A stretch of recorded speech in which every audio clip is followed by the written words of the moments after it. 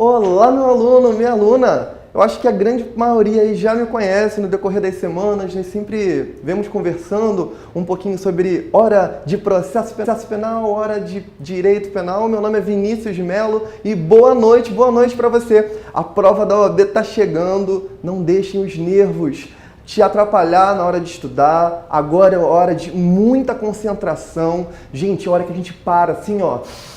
E respira, porque eu tô sentindo um cheiro de aprovação. E vai chover aprovação aqui no Master OAB, eu tenho certeza disso, porque vocês estão com uma equipe maravilhosa de professores. Nós temos preparado monitorias para poder ajudar a esclarecer as suas dúvidas. Gente, hoje eu vou falar com vocês sobre um tema de processo penal muito interessante e que costuma cair bastante em prova. E ele é o tema de teoria geral dos recursos. Eu vou mostrar para vocês por que eu vou falar sobre esse tema e é exatamente o que o slide ele traz para você. Vamos olhar lá o raio-x, que é a pesquisa dos exames anteriores. Percebam que recursos criminais, eles estão no topo, estão bem lá em cima. É o tema que mais cai na sua prova. E dentro desse tema, percebam que recursos, ele se divide em recursos em espécie e teoria geral dos recursos, previsto lá do artigo 574 a 580 do Código de Processo Penal.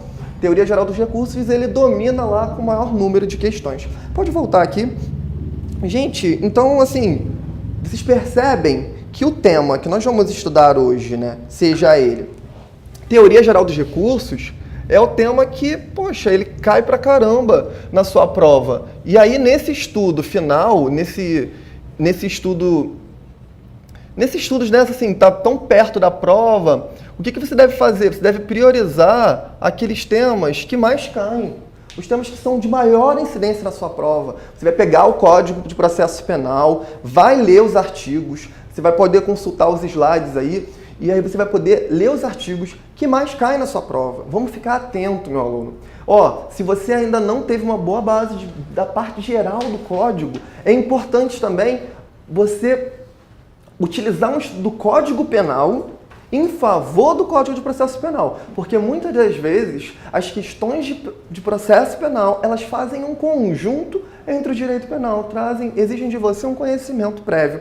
Então, por isso que a gente tem que sempre trabalhar em conjunto. Beleza? Gente, então, nós estamos falando sobre teoria geral dos recursos. E aí você pode me perguntar, Vini, o que é recursos? Recurso. Olha, recurso ele vai ser o remédio voluntário para quê? Primeira coisa, é o remédio voluntário para impugnar. Ele vai impugnar, ou seja, vai tentar alterar, vai tentar anular aquela decisão. Qual decisão é essa? Essa impugnação ela tem que ocorrer antes do trânsito em julgado. Fique ligado contra essa questão. Na mesma relação jurídica processual, o que eu quero dizer? Vai estar rolando o intercrimes.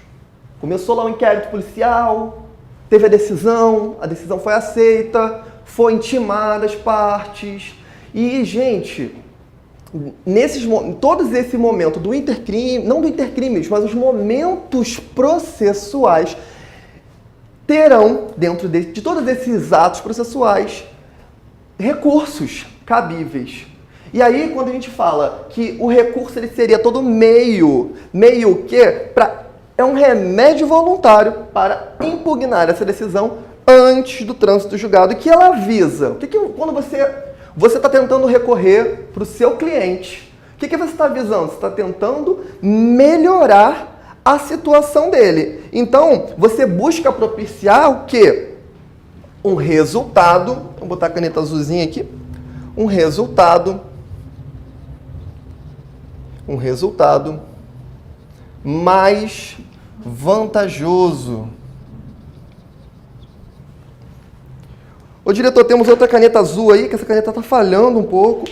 Então, gente, eu estava falando para vocês que ela visa impugnar, buscando um resultado mais vantajoso. Mas aí, se você está numa outra parte processual, outra parte, Vini, não estou entendendo. Nós temos o quê? temos o juiz, beleza? Temos o juiz, temos a defesa e temos o quê? O MP. Digamos, meu aluno, se a defesa está recorrendo, ela está buscando um resultado mais vantajoso para o seu cliente. O Ministério Público, ele, de outra forma, está buscando, às vezes, ou que aquela situação se permaneça, ou ele acha que aquele réu ele precisava de um resultado mais grave. Vamos lá. Quando eu falei para você o seguinte, a respeito do trânsito julgado, quando eu falei para você sobre o trânsito julgado, o que eu quis dizer para você? Porque depois do trânsito julgado, não cabe mais recurso. Existe uma ação autônoma de impugnação chamada revisão criminal, que em algumas situações específicas ela vai poder ser aplicada. A gente nem precisa entrar em detalhes, não costuma cair na primeira fase, mas na segunda fase mesmo. Mas é importante você saber que é até o trânsito julgado. Então, toda decisão que visa impugnar, buscando um resultado mais vantajoso, seja qual área, qual lado você estiver. Beleza? Entenderam isso aqui? Isso aqui é tranquilo demais. E você que está prestando atenção está entendendo. O que eu queria passar para vocês agora era passar algumas classificações básicas, básicas acerca da teoria geral dos recursos. Mas antes eu deveria falar uma coisa para vocês. Já ouviu aquela palavrinha chamada duplo grau de jurisdição? Se cai na sua prova dizendo o duplo grau de jurisdição está previsto constitucionalmente no nosso ordenamento jurídico, você vai dizer que é verdadeiro ou falso? Meu aluno, o duplo grau de jurisdição ele não está previsto na Constituição, mas sim em tratados e convenções que não a Constituição Federal. Então fique atento quanto a isso. O duplo grau de jurisdição não está previsto na Constituição, mas sim em tratados e convenções. Como eu falei para vocês, eu vinha falar acerca das classificações, correto? Vamos falar classificação.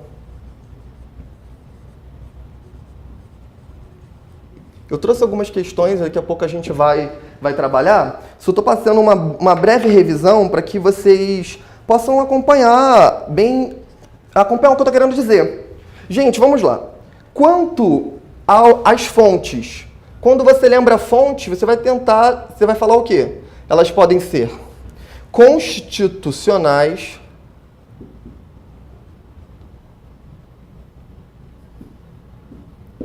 ou elas podem ser legais. Gente, esse nome aqui, esses nomes, eles são muito indutivos para você. Constitucionais são aqueles recursos que estão previstos na Constituição Federal. Seja ele o recurso especial, seja ele o recurso extraordinário.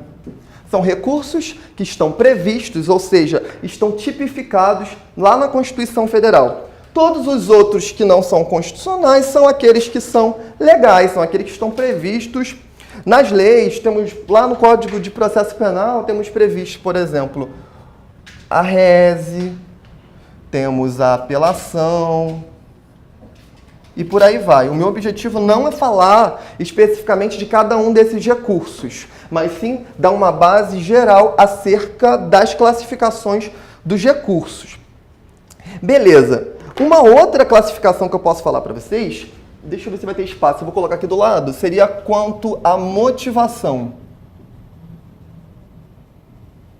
Motivação, intenção, melhor dizendo, e ele pode ser ordinário,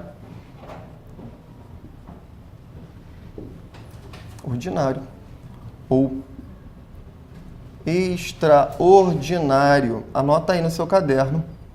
Eu já vou trazer uma questão para vocês que fala sobre isso. Olha só, quando você fala sobre ordinário, é aquele recurso que não exige nenhum requisito específico. Aí você deve falar assim, pô, não estou entendendo nada que ele está falando. Não estou entendendo nada. Em que recurso? Tipo, o recurso ordinário é aquele que não tem nenhum requisito específico, por isso que ele é classificado dessa forma. E o extraordinário, então, é aquele que tem requisito específico? É isso mesmo? É, exatamente isso. Gente, qual seria o recurso extraordinário? O que seria essa parada aqui? Gente, pensa o seguinte, o recurso extraordinário previsto na Constituição Federal, para ele ser aplicado... eu escrevi tudo fake. Para ele ser aplicado, recurso extraordinário, eu vou botar aqui RE, vocês vão saber que é recurso extraordinário. O recurso extraordinário, para ele ser aplicado, ele tem um requisito. Qual é o requisito? Ele tem que violar a Constituição, tem que haver violação para poder aplicar ele. Violação da Constituição Federal. Você percebe que aqui há um requisito específico, diferente de quando eu aplico, como regra geral, eles vão ser ordinários, exceto aqueles que estão na Constituição, que vão exigir, ou assim, é claro, um requisito que diz, tem que acontecer isso para poder aplicar. Não basta estar no momento processual específico para poder a gente necessitar dessa aplicação. Está conseguindo compreender? Aqui, você verifica o seguinte, houve violação da Constituição, aí eu posso. Aqui não, houve uma sentença condenatória. O que eu posso aplicar? Eu posso aplicar a apelação. Eu apliquei a apelação. Precisa dizer algum requisito específico? Não, foi a sentença. Entendeu? Aquele momento processual me deu a oportunidade de aplicar aquele recurso. Por isso que ele é ordinário e não extraordinário. Tá acompanhando até aqui? Então, respira que a gente vai continuar bem devagar e a gente vai mastigando um pouco mais da ação. Vamos lá, eu vou apagar aqui essa parte, quem copiou, tira print aí rapidinho, minha letra horrorosa, e aí a gente vai continuar falando das classificações. Eu vou apagar aqui do lado.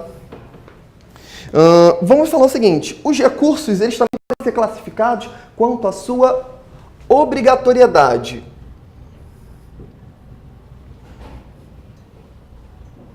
Quanto à sua obrigatoriedade. E aí, quanto à sua obrigatoriedade, eles podem ser voluntários ou ofício de reexame necessário. Ou de ofício, na verdade. Então, eles podem ser um recurso voluntário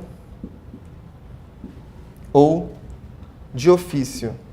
Gente, isso aqui são classificações assim, essenciais para você fazer qualquer questão e você analisar. Seguinte, quando aquele recurso ele foi interposto, a pessoa, o réu, ou a pessoa que está sendo ofendida que busca o recurso, quando eu falei a classificação do recurso, que é uma ação que ela busca o quê? Uma decisão mais favorável para o seu cliente, ou para aquela pessoa que vai entrar com aquela ação. Se ele é voluntário, ele partiu da vontade daquela parte de entrar com aquilo. Diferente de quando ele é de ofício. Quando ele é de ofício, vai ser algumas hipóteses em que o juiz, ele de ofício, pela sua própria decisão, ele vai entrar com aquele recurso. E aí, para não ficar assim, Vini falando e vocês não entendendo, e eu falando e vocês não entendendo, eu vou falar as hipóteses que são previstas a possibilidade de recurso de ofício. Sempre que o juiz ele vai lá entrar com recurso de ofício, eu coloquei nos slides exatamente para a gente olhar uma a uma e poder comentar um pouquinho. Coloca lá, por favor. Prestem atenção. Hipótese de recurso de ofício. Primeiro, a decisão que concede habeas corpus. Gente, preste atenção. É a decisão que concede, não a decisão que denega o habeas corpus. Pode voltar aqui rapidinho? Então, preste atenção. Foi lá, entrou com habeas corpus. Aí houve uma decisão, o juiz concedeu aquela decisão. Ali vai haver um recurso de ofício, que concedeu a decisão. Não estou dizendo a hipótese de denegar aquele HC. Foi uma decisão que concede o HC. Deixa isso muito claro. Vamos voltar lá para o slide. A segunda hipótese, decisão que absolve sumariamente o réu. Então, o réu foi lá, sumariamente absolvido, a hipótese de recurso de ofício. Decisão que concede a reabilitação criminal também. E decisão que arquiva o inquérito policial ou que absolve o réu contra a economia. Eu escrevi errado, economia popular ou saúde pública. Conserta aí no slide. e decisão que concede a segurança em matéria criminal. Aquele mandado de segurança em matéria criminal. Então, se teve um mandado de segurança em matéria criminal, também vai ter uma hipótese de recurso de ofício. Pode voltar aqui, por favor. Gente, por que eu estou falando isso tudo? Porque eu acho importante, eu tô até voltando aqui no chat para ver como é que tá a galera falando aí. Eu acho isso importante, a gente ter um pouquinho essa noção dessas classificações. A Mariana ela está falando se eu poderia fazer uma sequência de cada instância que segue o processo. Mariana, eu vou fazer o seguinte, na minha próxima aula eu vou fazer um esqueminha para trazer para vocês, porque o tempo não daria tempo para eu conseguir trabalhar as questões, terminar de falar o que eu trouxe para vocês e terminar. Então, assim, na próxima aula eu falo isso para você. Então, fica ligada que na minha próxima aula vai ser de penal, mas no início da aula eu vou falar um pouquinho, eu vou falar rapidinho disso para a gente poder trabalhar os outros assuntos. Beleza, Mariana? E a gente vai seguindo. Então, eu falava para vocês das classificações, mas agora eu queria trazer para vocês os efeitos. Vamos lá, eu vou apagar aqui, rapidinho. Se alguém não entendeu alguma coisa, pergunta aí que eu vou falando. Vamos estar atentos. Vamos lá. Efeitos dos recursos. 1. Ele pode ser devolutivo. 2. Ele pode ser suspensivo. 3. Ele pode ser regressivo. E 4. Ele pode ser extensivo. Vamos lá, presta atenção no seguinte aqui, ó. Efeito devolutivo. Como regra, você entrou com recurso. O que acontece? Aquele tribunal, toda aquela matéria que você está entrando com recurso, ela vai ser devolvida para uma outra análise. Então, assim, entenda o seguinte, efeito devolutivo, eu vou devolver para reapreciação do tribunal a matéria que foi objeto de recurso. Então, eu entro com recurso lá, a gente vai devolver para aquele tribunal para que ele reanalise. É basicamente isso. Teve a sentença de primeiro grau. Teve uma sentença condenatória lá que você não concordava. Você entra com uma apelação. Aquilo volta para o tribunal para uma reanálise. Efeito devolutivo, como regra geral. Isso aqui é tranquilão, isso aqui nem cartão tem prova. E o suspensivo é o seguinte, que ele vai suspender a eficácia da primeira decisão. Isso nem sempre cai, mas seria o seguinte, olha só, pensa assim, deixa eu pensar no exemplo. Por exemplo, teve uma decisão condenatória específica contra uma pessoa. E aí, aí entrou um recurso com efeito suspensivo. Enquanto aquele recurso não for julgado, aquela pessoa não poderia, assim, aqueles efeitos daquela condenação não aconteceriam. É basicamente isso, é o efeito que suspende. Aquele recurso suspende os efeitos daquela decisão anterior. Beleza, vamos continuar. Deixa eu ver aqui no chat, continuar aqui olhando, vendo que a galera tá postando os prints aí. Efeito regressivo. Gente, ó, aqui eu coloco, melhor, eu tinha colocado no asterisco, mas aqui eu vou falar, eu vou deixar aqui, ó, um coração para você colocar no seu caderno, nesses dois efeitos, que são os efeitos regressivos e os efeitos extensivos. Preste atenção. Quando a gente está falando aqui de efeito regressivo, a interposição faz com que o primeiro juiz avalie aquela matéria. Então, quando você lê em qualquer questão, aqui teve um juiz lá de primeira instância. O juiz de primeira instância, avaliou, teve uma decisão. O juiz pegou o processo, levou uma decisão. Quando ele vai ter um efeito regressivo, esse mesmo juiz, ele vai reavaliar essa matéria. Então, toda vez que você vê uma questão, tem efeito regressivo, ó, que regride, que volta. Efeito regressivo, que volta. Belezinha? Gente, agora o efeito extensivo. Preste atenção. Vou fazer aqui um outro caso. Aqui a gente tem duas pessoas, João e Maria. João e Maria. Ambos participaram lá de um crime, só que o advogado de João entrou com recurso. O advogado de João entrou com recurso. Mas a Maria não entrou com recurso. E aí, assim, houve uma situação, eles cometeram o crime nas mesmas situações. E aí, ele pediu uma alteração, o advogado dele pediu uma alteração de regime, mas o outro não. Nesse caso, percebam o seguinte, houve uma alteração aqui no recurso. O que o efeito extensivo dos recursos vai dizer? Que se um dos réus ele entrar lá com recurso, naquilo que não for caráter pessoal, vai se estender, no caso, se estenderia ali, no caso do nosso exemplo, para a Maria. Belezinha? Vamos lá. Prosseguindo. Então, eu falei para você, vamos lá. O efeito devolutivo, suspensivo, regressivo e extensivo. Esses que são mais importantes. Pensa no regressivo, que o juiz de primeira instância ele volta, e pensa no extensivo, que assim, um só recorreu. Só que eles estavam na mesma situação jurídica. E aí, essa pessoa aqui, ela não seria beneficiada. Aí, o efeito extensivo vai levar, ainda que ela não tenha feito recurso, vai gerar um efeito para ela também. Ok? É tranquilão isso aqui. Tá tranquilo, tá favorável.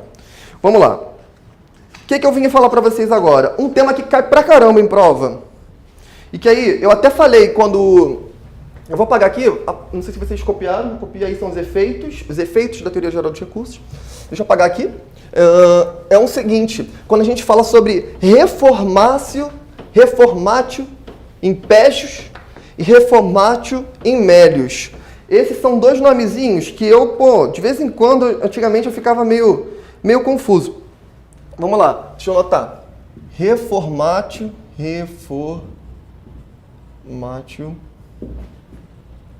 impégios. Reformatio impégios, ela está prevista lá no artigo 617 do Código de Processo Penal. Belezinha? Pensa o seguinte, eu escrevi aqui em cima, eu vou escrever aqui embaixo de novo. Ó, a reformatio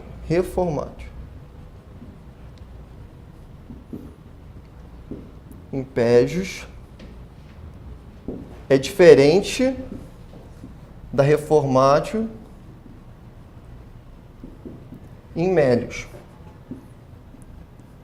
Isso aqui é nome em latim, mas pensa o seguinte, impégios para pior, para melhor. Grave isso aqui, para pior, para melhor. Para melhor, para pior.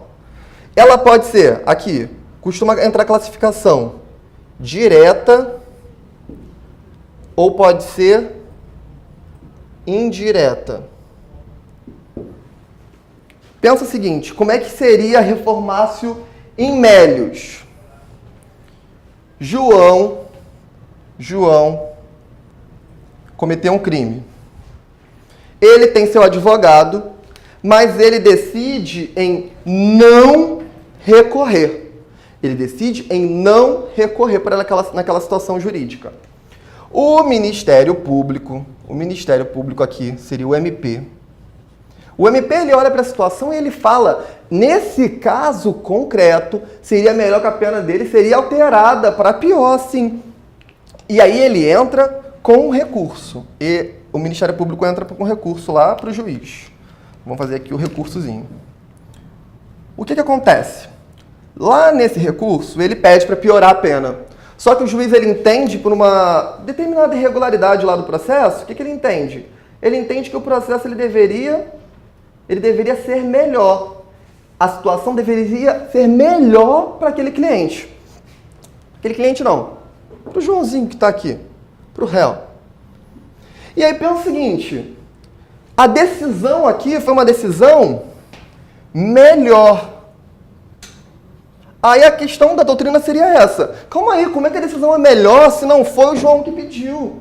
Mas a doutrina entende que não tem nenhum problema, que nas hipóteses de reformatio in melius, que a decisão era tinha uma decisão X aqui. O MP recorreu e a decisão ficou melhor, não tem nenhum problema. O problema da questão, ele está na reformatio impégios, para pior. Quando ele é direto, é o seguinte, Nesse mesmo caso concreto, eu vou apagar aqui só as setinhas para vocês entenderem, tá? Ó, vou tirar o melhor, tirei o melhor aqui, tirei a setinha e tirei o X aqui. Só o mesmo João. Pensa o seguinte, o João, ele teve uma decisão em relação ao João, uma decisão condenatória. Aí o João chegou e falou lá, cara, eu não aceito essa decisão não, essa decisão está muito ruim, vamos tentar recorrer, vamos tentar melhorar essa situação. E aí, ele recorre. Ele, junto lá com seu advogado, recorre. O Ministério Público, ele olha para a situação e fala, não, tá tudo certo, tá tranquilo, tá favorável. Ele não recorre. E o que acontece? O juiz, ao analisar lá, o tribunal lá, a segunda instância, ao analisar aquele recurso, ela entende que sim, que tinha que diminuir a pena. E aí ela diminui.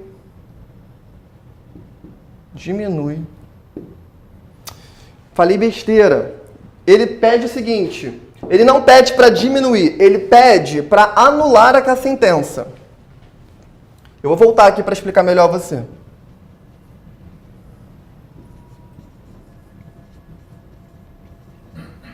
Vou voltar ao exemplo, vamos lá. 1, 2, 3, voltou. Presta atenção no seguinte, ó. O João, ele tem uma decisão condenatória. E aí ele fala, cara, essa decisão está errada. A gente deveria anular esse processo, tem uma nulidade nesse processo. A gente tem que anular esse processo para que ele tenha um novo julgamento. Mas o Ministério Público não faz nada, ele não faz. E aí o que acontece? Há uma anulação. Poderia ser uma hipótese que o Ministério Público também anulasse, mas há uma anulação da sentença. Anula e corre um novo julgamento. Nesse novo julgamento, a decisão, teve a decisão 1 aqui. Decisão 1. Foi, sei lá, foi X. A decisão 2, ao invés de ser menos de X, ela foi mais 2X. Um exemplo. Ela foi mais 2X, ou seja, anulou a sentença e a segunda decisão, o novo julgamento, foi pior. O novo julgamento foi pior. Entende a doutrina que isso não pode. Não pode não. Isso é a chamada reformatio impégios indireta. Entendeu? Ó, a indireta é quando há um recurso que anula aquela sentença condenatória, há um novo recurso, um novo julgamento. E nesse novo julgamento, há uma decisão pior do que a decisão número 1. E a doutrina entende que isso é proibido. Isso não é permitido. E aí você vai falar, e a direta? Como é que é a direta, Vini? Preste atenção.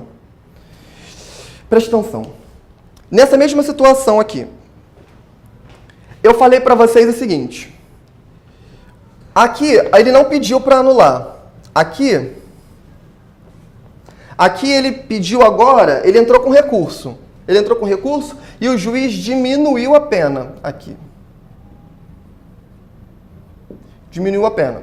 Mas assim, eu poderia perguntar para você, nesse recurso, o juiz poderia, nessa hipótese aqui, escrevi errado, ele poderia aumentar a pena? Poderia? Pensa aí. Ele poderia aumentar a pena? Poderia? Pensa o seguinte, ó, pensa comigo. Estou olhando aqui o chat para ver se alguém tem alguma dúvida. Vamos lá? Ele poderia aumentar a pena? Não, ele não pode aumentar a pena. Por que ele não pode aumentar a pena, Vini?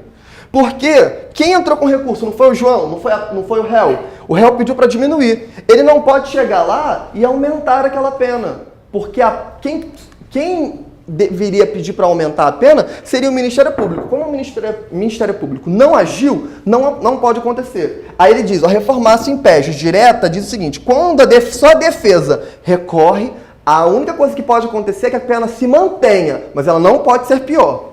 Na reformatio impégios indireta, é o seguinte, anula a sentença e é um novo julgamento. Mas esse novo julgamento só pode ter a pena ou igual ao anterior, mas nunca pior do que a condenação número 1. A condenação número 2 ela tem que ser igual ou menor. Belezinha? Entendeu? Reformatio impégios, deixa eu olhar aqui. O que o pessoal está perguntando, se o pessoal está com alguma dúvida, pior ou melhor? Gente, pégios é pior aqui, ó. Guarda aqui, ó. Pior. Pior e melhor. Entenderam, gente? Se alguém tiver alguma dúvida, coloca aí. Vamos agora exatamente para as questões. Eu trouxe uma questão que fala um pouquinho. Mas antes eu vou mostrar um quadro para vocês que exemplifica um pouquinho do que eu disse agora. Coloca lá, por favor, diretor. Ó, reformácio in pejus e reformácio in melius. Ó, quando ela é direta, ocorre quando somente a defesa apresenta o recurso e, apesar disso, o tribunal reforma a decisão em prejuízo do réu, agravando de alguma forma a sua sanção. A gente já viu que isso não pode. Indireta, diz respeito às situações em que, apresentando recurso exclusivo de defesa e anulada a decisão recorrida, em novo julgamento, o juiz ACO profere a decisão ainda mais gravosa que a primeira. A hipótese lá, ó, em desfavor do acusado, que o segundo julgamento teve uma decisão pior. São vedados no nosso ordenamento jurídico, lá no artigo 617. A reformácia in melius, como nós vimos também, ela caracteriza-se quando há interposição de recurso somente por parte da acusação. E a despeito disso, o tribunal reconhece e aplica benefício em favor do acusado. Aquilo que eu falei para vocês, só o MP recorreu e ao invés de piorar a pena melhorou. É um tema de discussão de divergência na doutrina e a jurisprudência, sendo adotada sobre o argumento de que o ordenamento jurídico proíbe apenas a reformácio in pejus, mas a reformácio in melius não tem nenhum problema, pode voltar aqui para mim. Então é basicamente isso para poder a gente revisar esses pontos essenciais que costumam cair demais na sua prova. Vamos lá. Vamos ver uma questão. Coloca lá uma questão para a gente acertar. Eu quero ver todo mundo acertando. Vamos lá. Enquanto eu ler a questão, vão colocando as alternativas que será a correta. Vão colocando aí, quero ver. Vamos lá, galera. Animação. A jurisprudência uníssona do Supremo Tribunal Federal admite a proibição da reformatio in pejus indireta. Nós falamos isso agora, hein? Ó, por esse instituto, entende-se que, letra A, o tribunal não pode agravar a pena do réu se somente o réu houver recorrido, não havendo, portanto, recurso por parte da acusação. Letra B. O juiz está proibido de prolatar sentença com condenação superior à que foi dada no primeiro julgamento, quando o tribunal, ao julgar o recurso interposto apenas pela defesa, anula a sentença proferida pelo juízo ACO. Letra C. O tribunal não poderá tornar pior a situação do réu quando não só o réu houver recorrido. Letra D. O tribunal está proibido de exarar acórdão com condenação superior à que foi dada no julgamento ACO quando julga recurso da acusação. E aí, meu aluno, qual é a alternativa que você marcou? Vamos ver aí o que a galera está falando, ó. Tanto a direta, primeira coisa, vamos colocando as alternativas aí. Tanto a direta quanto a indireta são vedadas, só que elas são diferentes. E essa questão que a gente colocou agora, exatamente, ela cobra uma diferença. Voltando para a questão, vamos lá. Qual é a alternativa correta? Marcou certo. Quem marcou? A letra B. Olha lá, a gente está perguntando da indireta. Aí, olha a opção, ó. O juiz está proibido de prolatar sentença com condenação superior à que foi dada no primeiro julgamento, quando o tribunal, a julgar recurso interposto, apenas pela defesa, anula a sentença proferida pelo juiz ACO. É exatamente o que a gente falou, que é o caso que a defesa ela pede anulação e é um novo julgamento. E aí esse julgamento ele não pode ser pior do que o julgamento número 1. A letra A diz assim, ó, o tribunal não poderá agravar a pena do réu se somente o réu houver recorrido, não havendo, portanto, recurso por parte da acusação. Isso aí também é reformácio in pejus, mas essa é a direta. Vamos para a letra C, ó. O tribunal não poderá tornar pior a situação do réu quando não só o réu houver recorrido. Presta atenção, ó, que depois da vírgula ele fala quando não só o réu houver recorrido. Ou seja, o réu e a acusação também recorreram. Nesse caso pode tornar pior sim. Letra D. O tribunal está proibido de exarar acórdão com condenação superior à que foi dada no julgamento ACO quando julga recurso da acusação. Gente, claro que não. A acusação, ela sempre vai pedir para pior. E não tem nada a ver uma coisa com a outra. Não é o que a gente está falando. Pode voltar aqui. Gente, então, ficou clara essa questão aí? Ficou claro, né? Vamos para uma outra questão. Vamos lá. Animação. Coloca aí. Questão de número 2. De acordo com a doutrina, o recurso é todo meio voluntário de impugnação, apto a propiciar ao recorrente resultado mais vantajoso. Em alguns casos, fenômenos processuais impedem o caminho natural de um recurso. Quando parte se manifesta, esclarecendo que não deseja recorrer, estamos diante do fenômeno processual conhecido como preclusão, desistência, deserção ou renúncia? Vamos lá, pensa aí, o que vocês acham que acontece? Antes disso, eu vou colocar aqui, enquanto vocês colocam as opções, vou preparar o nosso quadrinho aqui. Quem não tirou print disso aqui, tira aí. Vamos lá. Tchururu, tchururu. Vamos lá. Animação, que eu quero todo mundo gabaritando processo penal, direito penal nessa prova, hein? Daqui a pouco o Galardo vai chegar aí, 8h15, com a aulinha para vocês. Aqui essa questão, eu peguei a caneta errada, a caneta que estava falhando. Sou demais. Peguei a agora certa. Ó, renúncia, desistência. Coloca as alternativas aí, gente, que vocês marcaram enquanto eu boto no quadro aqui. Desistência, deserção,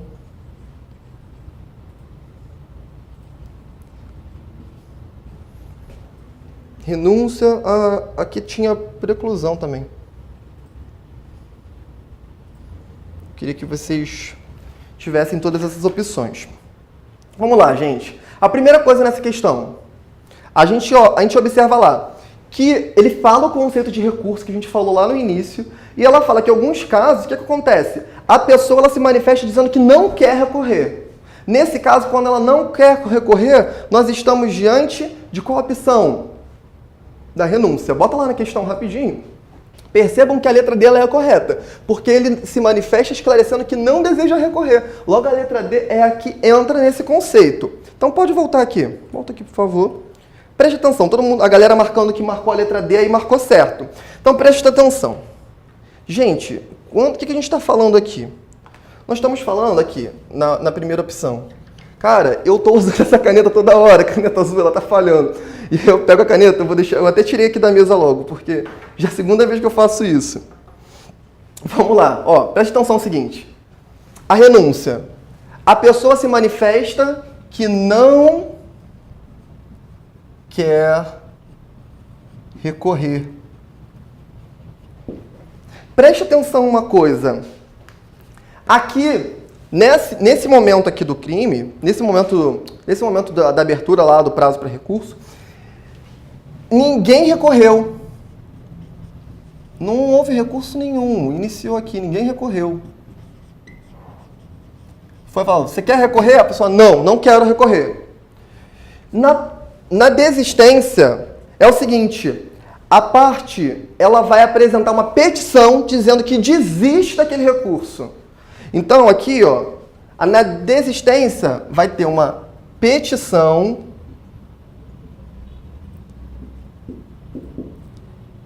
para desistir do recurso. Pensa o seguinte, chegou lá e fala, João, você quer recorrer? Aí ele fala, quero recorrer sim. Quero recorrer sim. E aí, depois ela fala, o João fala, tô pensando bem. Cara, não era pra ter recorrido, não. Eu vou desistir, cara. A situação tava boa, pode piorar. A situação, tô com medo de piorar. Ele nem sabia da... o advogado não era muito preparado, não sabia da reforma impédios. Ele falou, cara, não era pra ter recorrido, porque vai que minha situação piora. Aí ele fala pro advogado, não, vamos tirar esse recurso. Aí o advogado vai lá, porque o advogado despreparado, não se preparou no Master OAB, não está assistindo a nossas aulas de revisão, não aprendeu que reformasse impédios. Aí vai lá e ele entra com uma petição e desiste daquele recurso. Desiste daquele recurso. Percebam que aqui, a diferença para renúncia e para desistência é que na renúncia ele não quer recorrer desde o início. Na desistência ele recorre, mas depois desiste do recurso que já existia. Isso aqui não é difícil, só precisa atentar para clareza. Agora sim, ó, na preclusão, o cara, se ele ficar inerte, se ele ficar inerte aqui, ó, na preclusão, ficar inerte, ele perderia lá o recurso. Por exemplo, a pessoa tinha lá um prazo para recorrer, naquela situação toda ele ficou inerte, não se manifestou. Nesse caso que ela não se manifestou, perdeu, precluiu o direito, houve preclusão. No caso da deserção, é um caso que não houve não houve o recolhimento de custas. Beleza? Havia que tinha que pagar lá recurso. Isso, é isso mesmo, que eu fiquei na dúvida. Se era custo ou se era preparo, é o mesmo nome. Pensa no seguinte, ó, vamos lá. Só revisar para você entender. A renúncia, ele manifesta que não quer recorrer. Na desistência, ele recorreu, mas entra com uma petição para desistir. Na deserção, não houve recolhimento de custos para aquele recurso. Aí, ó, houve deserção. Preclusão, perdeu o direito de recorrer porque ele ficou inerte em relação àquele prazo. Ficou muito tempo parado, não se manifestou, perdeu. Chora, neném. Já joguei a caneta fora. Já joguei a caneta fora aqui para a gente não precisar usar. Vamos botar mais uma questão, temos tempo ainda. Coloca lá, por favor. Preste atenção, ó. Tiago e Andréia agiram em um concurso de agente em determinado crime. Tiago e Andréia, se liguem. O processo segue seu curso natural, culminando em sentença condenatória, na qual os dois são condenados. Quando da interposição do recurso, apenas Andréia apela. O recurso é julgado e na decisão, fundada em motivos que não são de caráter exclusivamente pessoal, os julgadores decidem pela absolvição de Andréia. Vamos para as alternativas. Nesse sentido, diante apenas das informações apresentadas pelo enunciado, assinale a afirmativa correta. Letra A. Andréia será absolvida e Tiago continuará condenado, devido ao fato de a decisão ter sido fundada em motivos que não são de caráter exclusivamente pessoal. B. Andréia e Tiago serão absolvidos, pois os efeitos da decisão serão estendidos a este, devido ao fato da decisão ter sido fundada em motivos que não são de caráter exclusivamente pessoal. Letra C. Andréia e Tiago serão absolvidos, porém será necessário interpor recurso especial. Letra D. Andréia será absolvida e Tiago continuará condenado, pois não interpôs o recurso. E aqui ele fala, chora neném para essa opção. Vamos lá, o que vocês acham que é a correta? Eu falei isso na aula. Eu falei isso na aula e está fresquinho. Eu falei o seguinte, olha o que acontece a situação. Há duas pessoas na situação criminal. Eles agiram ali em concurso de pessoas. Só que só um recorreu, o outro... Não, foi a mulher que recorreu. Um recorreu e o outro não recorreu. E aí ele pergunta o seguinte, ela foi absolvida, mas ela foi absolvida por questões que não eram especificamente de caráter pessoal, uma diminuição de pena porque ela era, sei lá, mãe ou filha de alguém, que piora uma situação, que melhora uma situação. Não, foi uma questão no mesmo crime. Se o outro também tivesse recorrido, também teria absolvido. Então, nesse caso, gente, o efeito se estende. O efeito se estende e, nesse caso, a opção correta, coloca lá, por favor, marcou corretamente quem marcou a letra B de bola. Ó. André e Tiago serão absolvidos, pois os efeitos da decisão serão estendidos a este, devido ao fato de a decisão ter sido fundada em motivos que não são de caráter exclusivamente pessoal. Gente, olha, a resposta dessa questão está no artigo 580. Ó. No caso de concurso de agentes, a decisão de recurso interposto por um dos réus, se fundada em motivos que não sejam de caráter exclusivamente pessoal, aproveitará os outros. Belezinha? Belezinha, meu aluno? Vamos lá? Volta aqui, por favor. Vamos lá. Galera tá acertando aí. Vamos para mais uma questão para a gente fechar a nossa aula. Temos mais um tempinho. Vamos fechar a nossa aula aí. Coloca lá, por favor. Ó, após regular a instrução processual, Flávio foi condenado pela prática de crime de tráfico ilícito de entorpecentes a uma pena privativa de liberdade de 5 anos de reclusão, a ser cumprida em regime inicial fechado e 500 dias multa. Intimado da sentença, sem assistência da defesa técnica, Flávio renunciou ao direito de recorrer, pois havia confessado a prática delitiva. Rafael, advogado de Flávio, porém, interpôs o recurso de apelação dentro do prazo legal, buscando mudança de regime. Volta aqui rapidinho, antes de eu voltar para as alternativas. Entenda só o seguinte, ó. O cara lá, ele foi condenado. E aí ele falou, eu não vou recorrer. Só que o advogado dele virou para a situação dentro do prazo legal e falou, vou recorrer sim, isso que tá errado. Isso que tá errado, entendeu? Ó, o réu não recorreu, não quis recorrer, mas o advogado foi lá e recorreu. A discussão tá nessa questão. Volta lá para as alternativas, por favor. Vamos lá. As alternativas. Nesse caso, é correto dizer que o recurso apresentado por Rafael, letra A, não poderá ser conhecido, pois houve renúncia por parte de Flávio, mas nada impede que o tribunal de ofício melhore a situação do acusado. Letra B, deverá ser conhecido, pois não é admissível a renúncia ao direito de recorrer no âmbito do processo penal. Letra C, não poderá ser conhecido, pois a renúncia expressa de Flávio não pode ser retratada, não podendo o tribunal de ofício alterar a decisão do magistrado. Letra D, deverá ser conhecido, pois a renúncia foi manifesta sem assistência do defensor. Gente, a alternativa correta para essa questão é a letra D, que fala, ó, deverá ser conhecido, pois a renúncia foi manifesta sem assistência do defensor. Gente, percebam o seguinte, quando a gente fala desse caso, pode voltar aqui, por favor. Quando a gente fala desse caso, você tem que prestar atenção no seguinte, o processo penal, ele exige de você um conhecimento, tudo que se trata de direito penal precisa da defesa técnica.